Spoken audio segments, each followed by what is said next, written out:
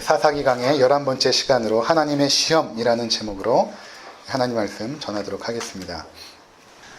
우리가 우리의 삶을 이렇게 바라보면서 우리의 삶을 이해하고 해석을 하지 않습니까? 근데 대부분 그 삶을 이해하는 그 해석의 틀을 가지고 삶을 바라봅니다.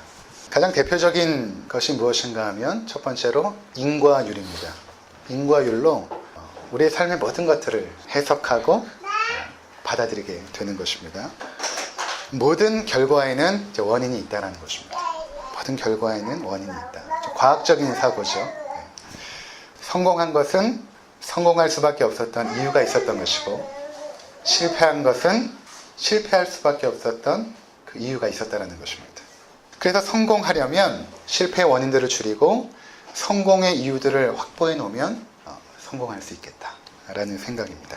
인과율은 어떻게 보면 굉장히 공정하고 공평한 듯이 보여집니다. 내가 노력한 만큼 결과가 나오기 때문입니다. 그래서 자신의 실패에 대해서도 할 말이 없는 것입니다. 왜냐하면 내가 잘못했기 때문에 그 결과가 나왔다라고 생각을 하는 것입니다. 두 번째는 인과율과 연관되어서 결정론 또는 운명론으로 삶을 해석을 하는 것입니다. 그러니까 그런 원인이 있었기 때문에 이러한 결과들은 운명 주어진 것이다, 결정되어진 것이다 라는 생각인 것입니다. 우리 인생은 태어날 때부터 부모로부터 받은 유전적인 그 DNA 그리고 환경적인 요건에 의해서 내 미래가 이미 결정되어 있다라고 생각을 하는 것입니다. 노력으로 움직일 수 있긴 하지만 그것은 간혹 가다가 예외적인 상황이고 대부분은 거기에서 벗어날 수 없다라고 생각을 하는 것입니다. 그래서 어떤 사람의 성공은 노력의 결과가 아니라 이미 운명 지어진 것처럼 보여지기도 합니다. 부한 가문에서 태어나서 양질의 좋은 교육을 받고 또 부모로부터 물려받은 재산을 기반으로 삼아서 평생을 아주 평탄하게 살아가는 사람들 있죠. 부럽습니다. 그들이 이룬 성공적이고 안정된 삶은 그들의 노력의 결과이기보다는 사실 이미 태어날 때부터 가지고 나왔던 넉넉한 재산, 부모로부터 받은 넉넉한 재산과 좋은 유전적 형질을 받았기 때문입니다. 가난하고 초라한 삶도 마찬가지죠. 이미 내가 태어날 때 이미 결정되어졌다라고 생각을 하는 것입니다. 개천에서 용이 나왔던 시대는 이미 옛날이고 지금은 아니라는 것입니다. 이런 틀로 이제 우리 인생을 이제 바라보기도 해요. 세 번째는 무엇인가 하면 우리 인생에 일어나는 그 모든 일들을 우연으로 생각을 하는 것입니다. 또는 우발적인 사건으로 생각을 하는 것입니다. 이것은 진화론의 바탕을 둔 해석입니다. 왜냐하면 진화론 자체가 우주의 생성뿐만 아니라 생명체가 존재하는 것조차도 우발적으로 우연한 사건으로 해석을 하기 때문에 그런 것입니다. 그래서 세상에서 일어나는 모든 일들은 우연의 연속이라는 것입니다. 내가 성공한 것도 우연히 그렇게 된 것이고 실패한 것도 실패한 이유가 있어서가 아니라 우발적인 사건으로 그렇게 된 것이라는 생각입니다. 길목을 잘 잡아서 장사를 잘해서 떼돈을 번 것도 우연인데 옆집에 대기업 프랜차이즈가 생겨가지고 손님들이 다 뺏겨서 망한 것도 우연이라는 것입니다. 자, 여러분들은 어떠십니까? 여러분들의 삶을 어떻게 해석하고 이해를 하십니까? 대부분 아마 이러한 틀 속에서 우리 인생을, 우리 과거의 삶을 바라보고 또 앞으로도 어떻게 살아야 될 것인가를 계획을 할 것입니다. 인과율로 삶을 보면은 굉장히 고통스럽습니다. 삶의 고난과 어려움이 다 내가 잘못한 것 같아요. 그때 그런 결정을 하지 말았어야 되는데, 그때 그렇게만 안 했다면 내 인생이 이렇게 꼬이진 않았을 텐데 후회가 밀려옵니다. 한편 결정론이나 운명론은 어떻습니까? 거기에 빠져버리면 소망이 없죠. 아무리 노력해도 변하지 않을 것이라면 내가 무엇 때문에 지금 이렇게 노력해야 되는가? 그리고 환경을 탓하죠. 부모를 탓합니다. 왜 나는 이런 가정에 태어나서 왜 이렇게밖에 살 수가 없는가? 우연적인 생각은 어떻습니까? 우리의 삶을 우연으로 해석하는 생각은 노력하지 않고 운과 재수에 자신의 인생을 허비하게 될 것입니다. 근데 하나님이 없다고 한다면 이 모든 것이 일리가 있고 맞는 것 같아요. 하나님이 없다라고 한다면. 그런데 우리가 하나님의 살아계심을 인정하는 순간부터는 모든 것이 전혀 다르게 해석이 되어집니다. 만약에 여러분들이 하나님의 살아계심을 믿고 있음에도 불구하고 여전히 이 세 가지의 틀 속에 갇혀서 여러분의 인생을 바라보고 때로는 후회하고 낭망하고 있다면 좀 잘못 생각하는 것입니다. 그것은 하나님을 모르는 사람들의 생각인 것입니다.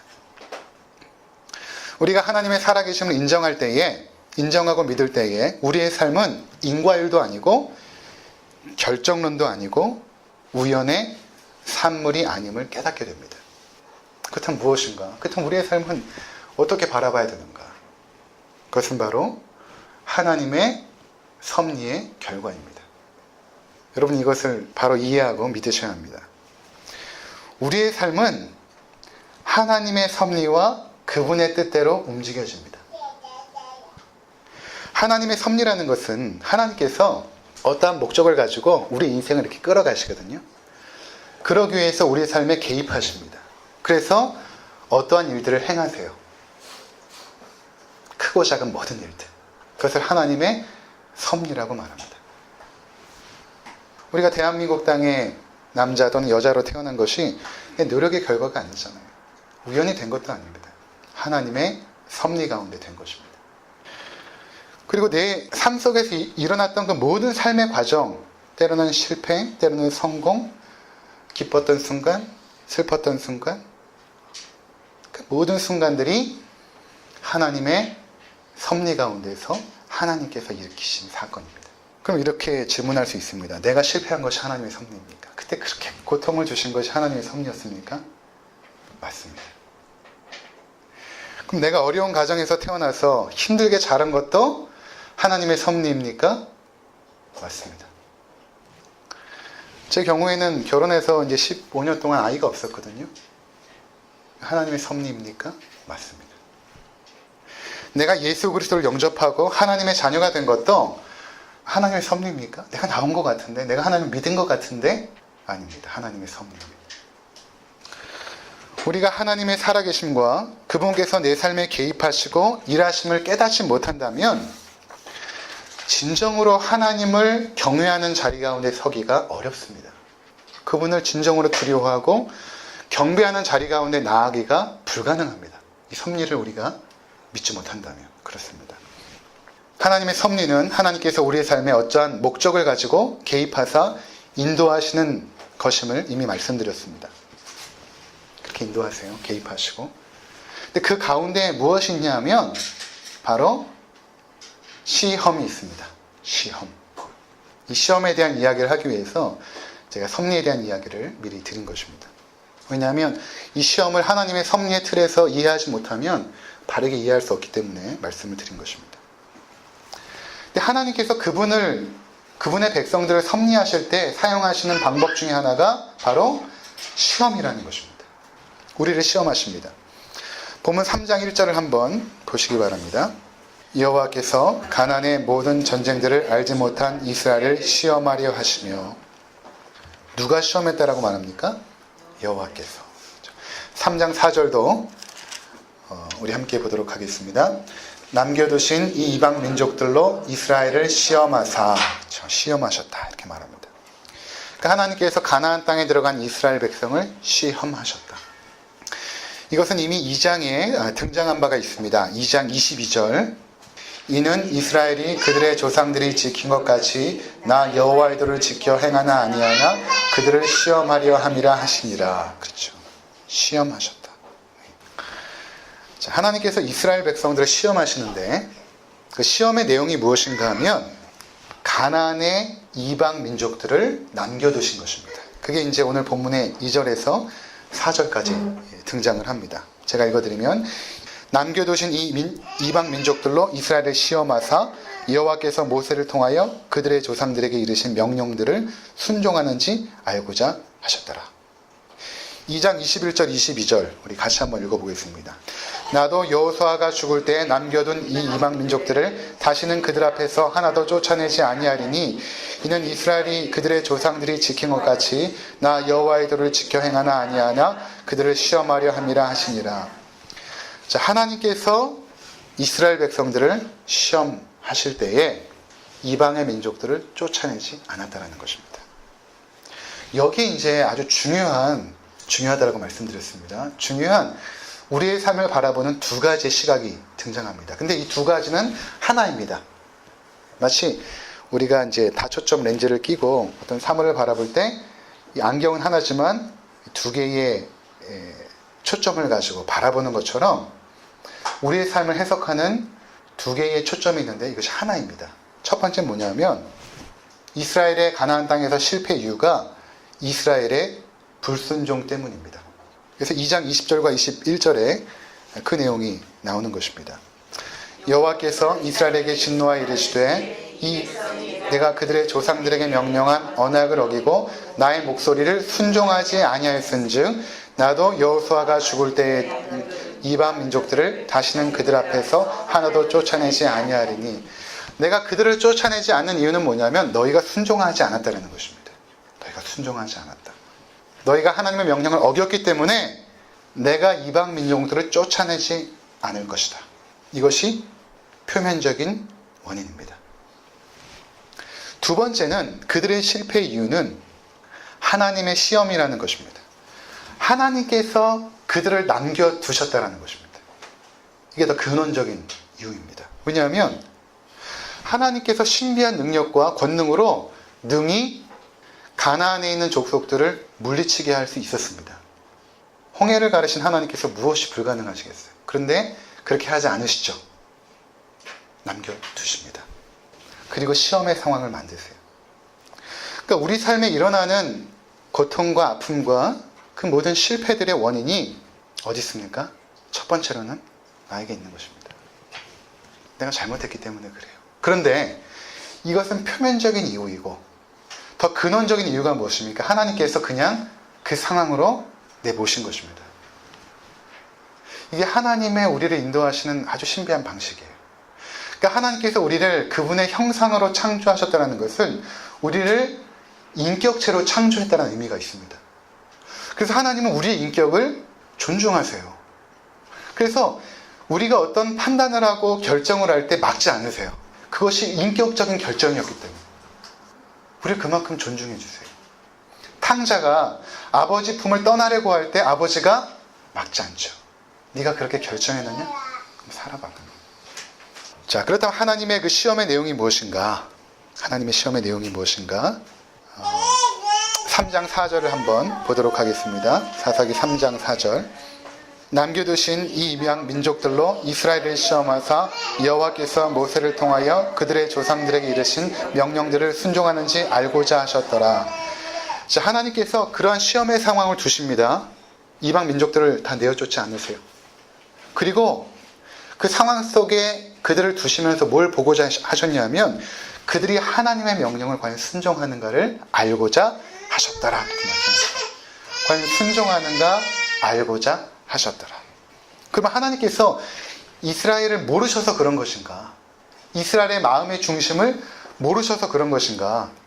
그렇지 않겠죠. 하나님은 이스라엘의 마음의 중심을 다 아십니다. 그렇다면 왜 이렇게 시험하셨을까? 왜 알고자 하셨을까? 이것은 다름이 아니라 그들 안에 있는 그 죄악을 들추어내시길 원하셨던 것입니다. 시험이라는 것이 우리의 상태를 드러내게 되어 있지 않습니까? 학교에서 보는 시험도 마찬가지로 우리의 실력과 상태를 드러내게 되는 거잖아요. 근데 하나님 우리를 아신단 말이에요.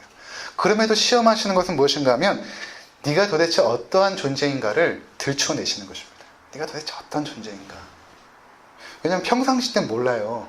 다 좋은 사람이지. 다 매너 있고 좋은 사람이지. 시험의 상황 속에 들어갔을 때에 우리의 존재의 정체성이 드러납니다. 그러니까 하나님께서 그것을 알고자 하십니다. 이것은 모든 하나님의 백성들에게 동일합니다. 어떤 사람은 시험받고 어떤 사람은 시험받지 않고 이것이 아니라 모든 하나님의 백성들에게 동일하게 시험이 임합니다.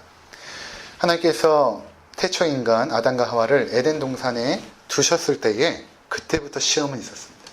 에덴 동산에 선악을 알게 하는 나무를 두시고 내가 이것을 먹지 말라. 이것을 먹으면 정령 죽을 것이다. 하나님의 첫 번째 시험이었습니다. 어떻게 했습니까? 그들이 하나님 말씀에 순종했습니까? 먹지 말라고 한 하나님 말씀을 순종했습니까? 오히려 사단의 꾀임을 받아 그 하나님의 말씀을 판단하려고 했습니다. 창조주의 말씀을 피조물이 판단했던 것입니다. 그리고 정령 죽으리라 말씀하셨는데 죽을까 하노라 하면서 하나님 말씀을 거역하고 그 시험에 실패한 것입니다. 그렇게 아담과 하와 안에 있는 그들의 존재의 정체성을 하나님께서 드러내신 것입니다. 너희들이 어떤 존재인가? 하나님처럼 되고자 하는, 하나님을 의지하지 않고 순종하지 않고 내가 내 인생의 주인이 되어서 살고자 하는 그 존재의 중심에 있는 그 죄악을 하나님께서는 들추어내신 거예요. 그러면 하나님의 선택된 백성, 광야에서 이스라엘 백성은 어떠했을까요? 우리 신명기 8장 2절 잠깐 보고 돌아보도록 하겠습니다. 내 하나님 여호와께서 이 40년 동안에 내게 광야길을 걷게 하신 것을 기억하라. 이는 너를 낮추시며 너를 시험하사 내 마음이 어떠한지 그 명령을 지키는지 지키지 않는지 알려 하심이라. 똑같죠? 창세기 3장 사건이 계속 등장하는 것입니다. 우리 인류가 계속 진행되는 동안은 창세기 3장의 사건은 계속 등장할 것입니다. 하나님께서 너희에게 명령한 것들을 지키는지 지키지 않는지 내가 시험하기 위해서 너희를 40년 동안 광야길을 걷게 했다라는 것입니다. 하나님은 그의 백성들을 출애굽하여서 가나안으로 그냥 들어가게 하실 수도 있으세요. 그렇지 않겠습니까? 그런데 그들이 들어가기를 거절하죠. 가데스 바네아에서 12명의 정탐꾼을 보내고 그들이 그 10명의 정탐꾼의 이야기를 듣고 그것은 정말 아름답고 비옥한 땅이지만 안악 자성들이 있고 성벽이 높아서 우리가 가지 못하겠습니다. 그 보고를 듣자 그들이 돌아와서 울며 불며 하나님을 원망하지 않습니까? 그 하나님께서 어떻게 하세요? 그래 너희들 그렇게 결정했느냐? 가지 마라. 이렇게 하신 것입니다. 그들을 끌고 갈 수도 있으세요. 그렇게 하지 않죠. 그래서 40년 동안 광야에서 돌게 하신 것입니다. 너희가 들어가지 않는다고 그랬으니까 내가 너희를 들여보지 않겠다. 그리고 20세 이상의 남자가 다 죽죠. 그 40년 동안 광야에서.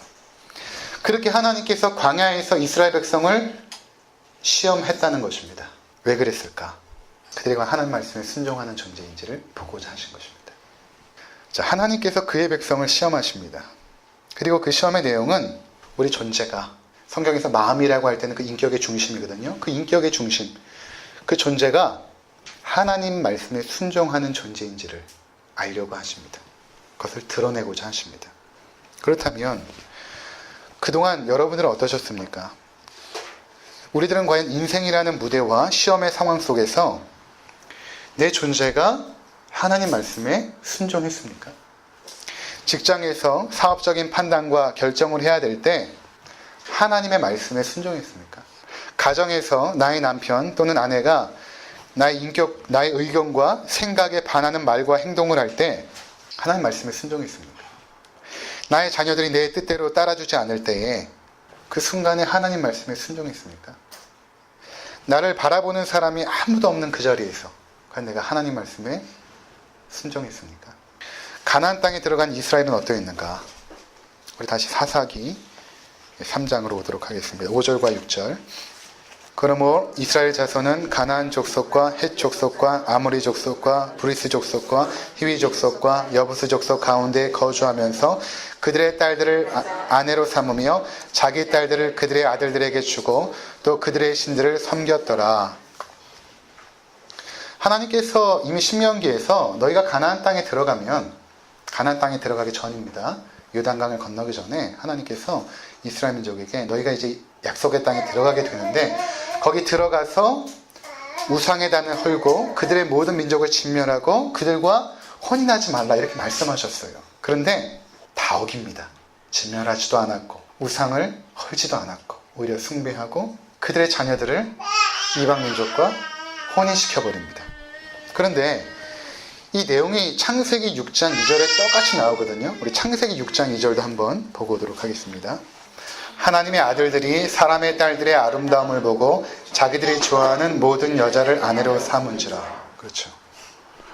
인류 가운데 죄악이 번성하기 시작하면서 이 땅에 하나님의 백성들이 있었고 또 타락한 죄인들이 있었는데 그 하나님의 아들들이, 하나님의 자녀들이 그 타락하고 죄악 가운데 있는 여자들을 아내로 삼았다.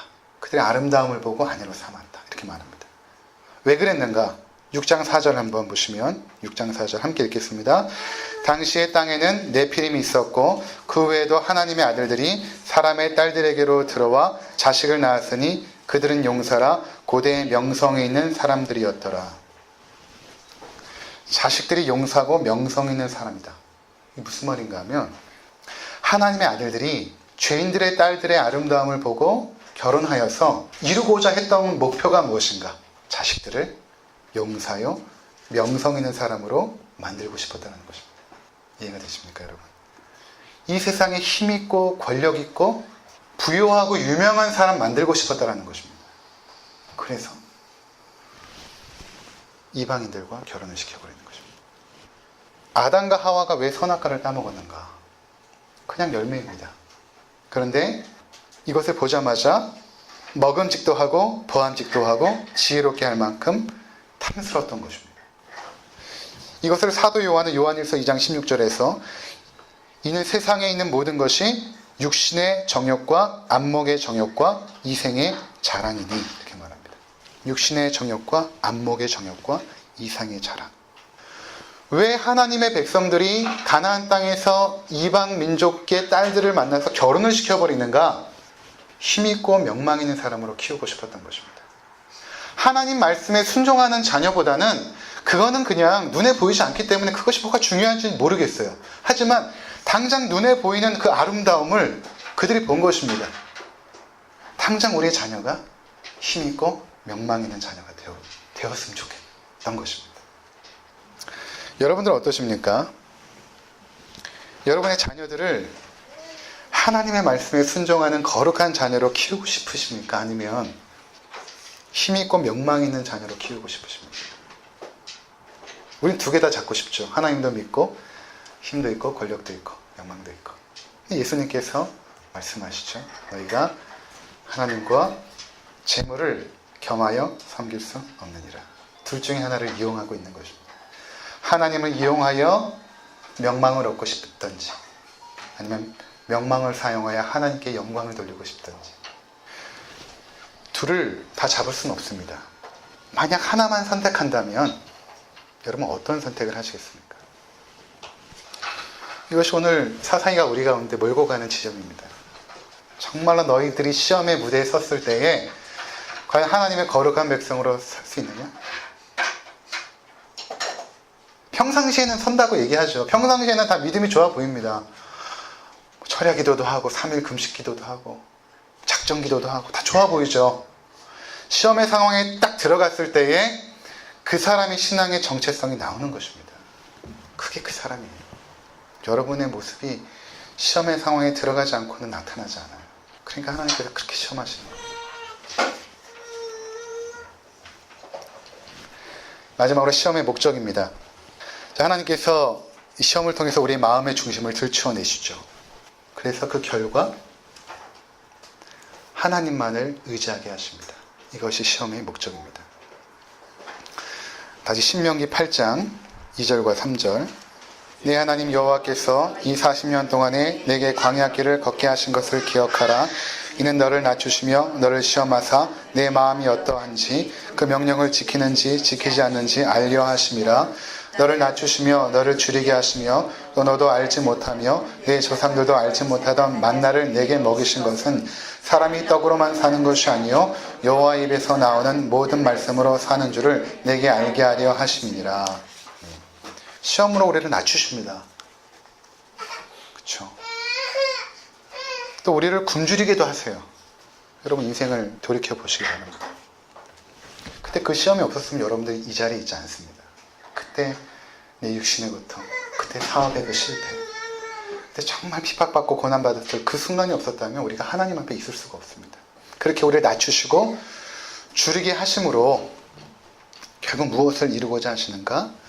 우리가 이 세상의 떡으로 사는 존재가 아니라는 것입니다. 세상의 명망과 세상의 힘으로 사는 존재가 아니라는 것입니다. 너희는 그런 존재가 아니다. 대백성만큼은 그런 존재가 아니다. 너희들은 하나님의 말씀으로 사는 존재다. 라는 것을 우리 가운데 가르치시는 것입니다. 이런 시험을 통과하게 되면 그 다음에는 부하거나 가난하거나 건강하거나 병들거나 동요하지 않아요. 왜? 우리는 하나님의 말씀으로 사는 존재임을 알고 있기 때문에. 그것이 더 이상 우리 인생을 흔들 수가 없습니다. 우리의 삶이 결국 내 힘과 노력으로 사는 것이 아니라 하나님의 말씀으로 사는 것임을 깨닫게 하시는 것입니다. 그 하나님의 말씀이 육신이 되어서 우리 가운데 임하셨죠. 그분이 누구입니까? 예수 그리스도이십니다. 그 주님께서 이 땅에 오셔서도 시험을 받으십니다.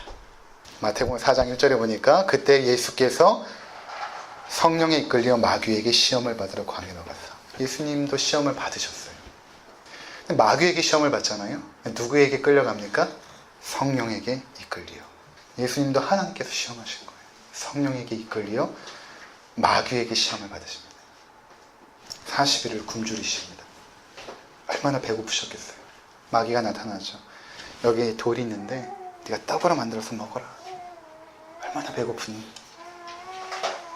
이 세상에서 하나님의 질서와 하나님의 그 말씀의 법을 어기고 쉽게 한번 살아보라는 것입니다. 쉽게 한번 세상의 힘과 권력을 한번 얻어보라는 것이죠. 두 번째, 세 번째 시험도 같은 맥락입니다. 하나님의 말씀의 법과 질서가 있지만 그것이 중요한 것이 아니고 네가 지금 이렇게 위기의 상황에 이렇게 시험의 상황에서 좀 쉽게 갈 수 있는 방법을 선택하고 나한테 한번 절하면 내가 세상 권세를 줄 텐데 그거 한번 하지 못하니? 그렇게 시험하신 것입니다. 그때 예수님께서 이런 말씀으로 마귀를 대적하세요. 우리가 방금 읽었던 신명기 8장 3절의 말씀입니다. 예수께서 대답하여 이르시되 기록되었으되 사람이 떡으로만 살 것이 아니요 하나님의 입으로부터 나오는 모든 말씀으로 살 것이라 하셨느니라. 예수님께서 우리 가운데 정답을 보여주십니다. 하나님의 자녀들은 그렇게 사는 거 아니다. 우리는 그런 거 목표로 삼지 않는다. 우린 떡으로 사는 자들이 아니고 세상의 힘과 명망을 쫓아가는 자들이 아니고 하나님의 말씀에 순종하며 그분의 거룩하심을 나타내는 그분의 자녀들이다. 라고 이 시험에서 우리 가운데 가르쳐 주시는 것입니다. 그것 깨달으라고 여러분들이 지금 시험을 받은 것입니다. 앞으로도 시험하실 거예요. 그 시험을 여러분들이 통과하면서 야고보서에서는 시험을 받는 것이 너에게 유익이다 이렇게 말씀하잖아요. 왜냐하면 그것을 통해서 너희가 인내를 배우게 된다. 인내라는 것은 항상 성경에서 소망의 인내 함께 가거든요. 하나님 나라를 바라보는 것이죠. 하나님, 이제 내가 이 시험을 끝내고 하나님 나라에 가서 정말로 거룩한 하나님의 백성으로 당당하게 서기를 원합니다. 그거를 기대하면서 이 시험을 여러분들이 통과해 나가는 것입니다. 그 소망이 없으면 여러분이 여기서 포기하게 돼요. 시험의 상황에서. 왜냐하면 여기가 내가 평생 살 곳이라고 생각하는데 무엇 때문에 하나님 말씀에 순종합니까? 힘도 없고 명망도 얻어야죠. 이곳이 전부인데. 근데 하나님 나라를 바라보는 순간 여기는 잠깐이잖아요. 참고 인내하는 것입니다. 시험의 상황. 힘들어도 어려워도 인내하면서 하나님 말씀을 계속 순종하면서 거룩하심을 나타내는 것입니다. 아무쪼록 그러한 삶을 살아가시는 우리 모든 성도님들 되시기를 주님의 이름으로 부탁을 드립니다. 기도하시겠습니다.